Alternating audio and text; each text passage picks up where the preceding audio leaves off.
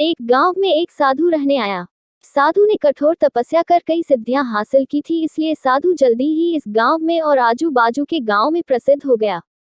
इस गांव के पड़ोसी गांव में एक व्यापारी रहता था। व्यापारी धनवान बहुत था, इसलिए उसके पास किसी भौतिक वस्तु की कोई कमी नहीं थी। लेकिन जैसा होता है, हर आदमी कुछ न कुछ कमी महसूस करता ही है। इस व्यापारी को भी मन से शांति नहीं थी। मन से शांति पाने के लिए व्यापारी कई तरह के नुस्खे आजमा चुका था, लेकिन किसी ने भी उसे सफलता नहीं मिली थी।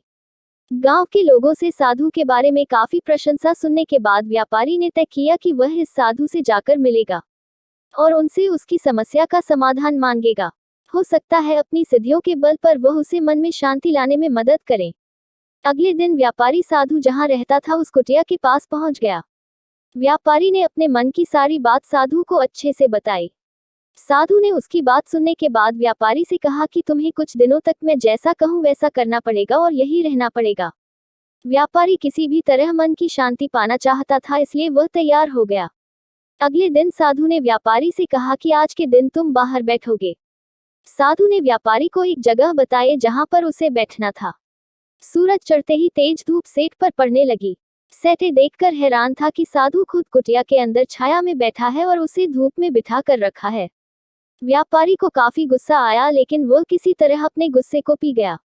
अगले दिन साधु ने व्यापारी को फिर से उसी जगह बिठाया और इस दिन उसे खाना नहीं मिलेगा ये भी बताया। व्यापारी को समझ में नहीं आ रहा था कि तू ऐसा क्यों कर रहा है। साधु दोपहर को भूखे व्यापारी को सामने बैठकर ही अच्छा भोजन खाने लगा। जैसे तैसे व्यापारी ने पूरा दिन तो बता दिया, लेकिन भूख और गुस्से के मारे व्यापारी को पूरी रात नींद नहीं आई। वह पूरी रात यह सोचता रहा कि आखिर साधु उसके साथ ऐसा व्यवहार क्यों कर रहा है।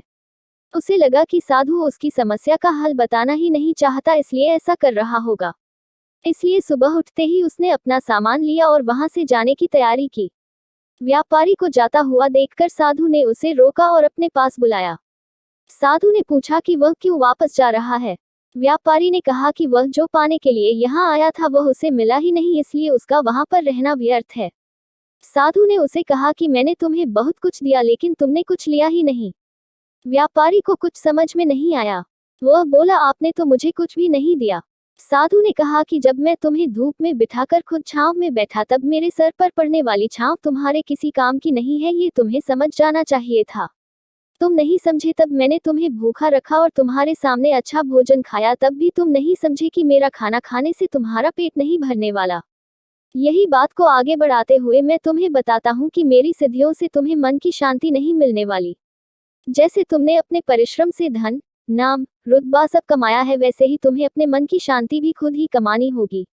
व्यापारी साधु की बात समझ गया और उसने साधु से कहा कि मैं यहाँ किसी ताबीज या किसी वस्तु को पाने की आशा से आया था, लेकिन आपने मुझे उससे भी कीमती चीज दे दी। उसने साधु को धन्यवाद किया और खुशी खुशी अपने घर वापस लौट गया। दोस्तों, हमारे जीवन की परेशानियां हम ही हल कर सकते हैं। हाँ, किसी और से हम उन्हें हल करने का रास्ता जरूर जान सकते हैं, लेकिन कोई और व्यक्ति उन्हें हमारे लिए कभी हल नहीं कर सकता।